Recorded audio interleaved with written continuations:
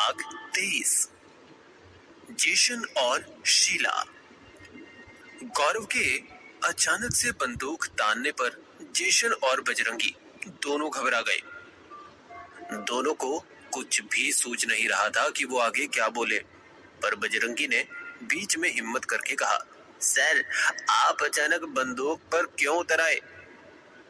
मुंह से भी तो बात कर सकते हैं। बजरंगी को जवाब देते हुए गौरव ने बंदूक जेशन के सर पर टिकाते हुए बोला, मेरे पास वक्त नहीं है और इसके पास वक्त की कमी नहीं है, इसीलिए मुझे अपनी बातों में उलझा रही है और मैं उलझना नहीं चाहता। गौरव ने आगे कहा, अब आपको जो कहना है वो थाने में कहिएगा, हम वहां अच्छी तरह से खातिरदारी करते हैं। इतना कहकर गौरव ने बजरंगी को जेशन को अरेस्ट करने का हुक्म दिया।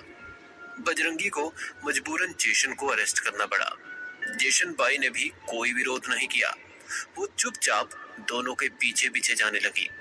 अपनी झोपड़ी को खुला छोड़ जेशन गांव के भीतर आ गई। सारे गांव के लोग तमाशा देखने आ गए थे, मगर किसी के भी पास कुछ कहने को नहीं था। और हाँ, एक बात और थी, जेशन सिर्फ मर्दों का ही दुख दूर नहीं करती थी, बल्कि गांव की औरतें जो लाचार थी, बेबस थी, वो उनकी पैसों से मदद करती थी। ऐसा भी कहा जा सकता है कि उन औरतों के मर्द जेशन पर पैसा खर्च करते थे और बाद में जेशन उन्हीं की घरवालियों को उनके पैसे लौटा देती थी। पैसे के वक्त ये गांव की तवायफ एक सुशील औरत हो जाती थी और बाकी के समय दोबारा तवायफ हो जाती थी। ऐसे थे गांव के लोग और उनकी सोच। ये तो होना ही था, हमारे मर्दों को फांस लिया था इस डायन ने। हाँ हाँ, देखते नहीं थे हमारे मर्द भी इस पर कैसे जान लुटा देते थे। कुछ ऐसी ही कानाफूसी पूरे गांव की औरतों के बीच चल रही थी। वो औरतें भी जेशन को गालियां दे रही थी, जो कभी उसके घर जाया करती थी अपना दुखड़ा लेकर। एक कांस्टेबल ने जेशन को घूरते हुए कहा, जेशन भाई, गाड़ी इधर है, चले। आप इसे नहीं ले जा सकते। तभी उन लोगों के बीच एक नई आवाज ने दस्तक दी। आवाज किसी औरत की ही थी। आवाज सुनकर सबने गांव के चबूतरे की तरफ देखा तो वहां एक सुंदर सी औरत गुलाबी साड़ी पहने हुए खड़ी थी। होंठ उसके पान के रस से लाल थे और आंखों में एक अलग ही किस्म का नशा था। नशा जिंदगी जीने का, नशा दूसरों को खुशी देने का। गौरव ने पहले तो उसे ऊपर से नीचे तक निहारा और फिर गौरव ने आंखें कढ़ाकर कहा, जी, आपकी तारीफ। गौरव की बात का उस औरत ने हंसते हुए जवाब दिया, तारीफ? हम अपनी तारीफ खुद नहीं करते और वैसे भी तारीफ हमारे सामने बहुत छोटी चीज है। सर, काफी पहुंची हुई चीज लगती है ये, बजरंगी ने गौरव के कान में फुसफुसाते हुए कहा। गौरव ने बजरंगी की बात को नजरअंदाज कर दिया। उसने उस औरत की तरफ देखते हुए कहा, बातें काफी अच्छी कर लेती हैं आप, पर माफ कीजिएगा, मुझे ऐसी बातें बिल्कुल भी पसंद नहीं है। गौरव ने जब अपनी तरफ से ये बात कही तो वो औरत चौंक गई। उसे विश्वास नहीं हो रहा था कि उसका जादू गौरव पर नहीं चला। उसने बात समझते देर न लगाई और फिर एक अच्छे भाव से कहा, मेरा नाम शीला है, मैं जेशन की दूर की बहन लगती हूँ।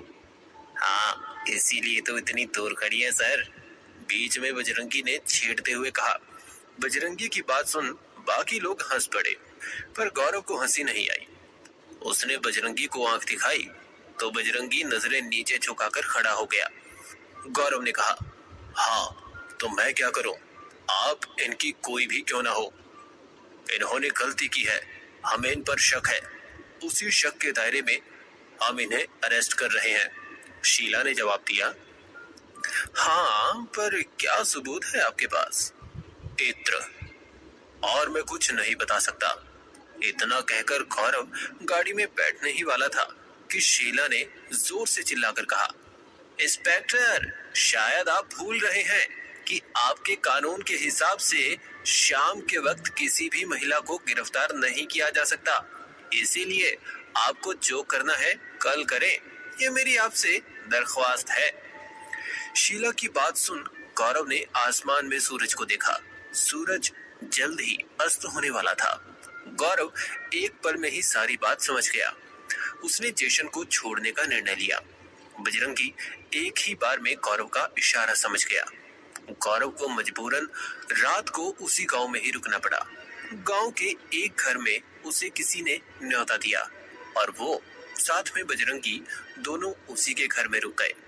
जेसन और शीला वापस अपनी झोपड़ी में चली गई। दोनों उस वक्त पहली बार मिले थे जब जेसन 14 साल की थी और उसे मंडी में किसी ने धकेल दिया था। उस वक्त उसे किसी भी चीज के बारे में जानकारी नहीं थी। उसी वक्त शीला की नजर 14 साल की मासूम जेसन पर पड़ी थी। उसे देख शीला को पहली बार लगा था कि जेसन उसकी छोटी बहन जैसी लगती है और जो अब उससे बहुत दूर जा चुकी है। शीला उस वक्त 19 साल की थी, जेसन से थोड़ी बड़ी और समझदार। आज तूने मुझे बचा लिया, जेसन ने बिस्तर पर शीला के करीब बैठते हुए कहा। तू भी कैसी बातें कर रही है, बहन है तो मेरी। शीला ने जेसन के सर पर हाथ फेरते हुए ये बात कही। शीला ने देखा कि जेसन आंखों ही आंखों में कुछ छुपा रही थी। उसके हाथ भी स्थिर नहीं है। कुछ बात है क्या? शीला ने जेसन को देखकर कहा। जेसन ने पहले तो ना में सर हिला दिया, पर फिर जब बात पेट में ना रह सकी तो उसने खुद ही कहा, वो कल रात मैंने एक गलती। जेसन ने इतना कहा ही था कि शीला ने उसके होंठ पर अपनी अनामिका उंगली रखते हुए कहा, चुप, तुझे कुछ भी बताने की जरूरत नहीं है और ना ही डरने की। शीला ने जेसन को अपने सीने से लगाते हुए कहा, तूने जो किया है बिल्कुल सही किया है।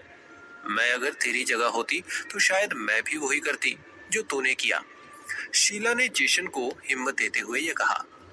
तो क्या मैं कल पुलिस के साथ चली जाऊं? जेसन ने बहुत ही मासूमियत से ये सवाल पूछा। शीला ने हल्की हंसी हंसते हुए कहा, हाँ, मुझे यही ठीक लगता है। ठीक है तब, जैसा तुम कहो। जेसन ने इतना कहा और शीला के और करीब हो गई। इधर गांव के एक छत पर गौरव और बजरंगी खाना खाने के बाद टहल रहे थे। गांव का ये घर सबसे ऊंचा था, इसीलिए यहाँ से पूरा गांव दिखाई पड़ता था और साथ ही साथ छत से जेसन बाई का झोपड़ा भी साफ साफ दिखाई दे रहा था।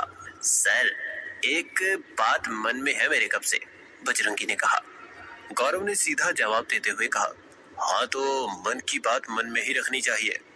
गौरव की बात सुन पहले तो बजरंगी चुप रहा, पर थोड़ी देर बाद ही बोल पड़ा, पर सर, मैंने तो सुना है कि मन की बात मन में रखने से बहुत दिमाग खराब होता है, इंसान टेंशन में आ जाता है। गौरव ने इस बात को अलग ही अंदाज में कहा, जो खुद इतनी बड़ी टेंशन हो उसे किस चीज की टेंशन। गौरव ने ये बात कही तो बजरंगी बुरा मान गया। दोनों ऐसे ही मजाक कर रहे थे कि तभी वहां दूर से एक धमाके की आवाज आई। दोनों ने छत से देखा, जेसन बाई का घर आग की लपटों से दहक रहा था। क्या हुआ आगे, किस तरफ गई ये कहानी, जाने के अगले एपिसोड में। सुनते रहिए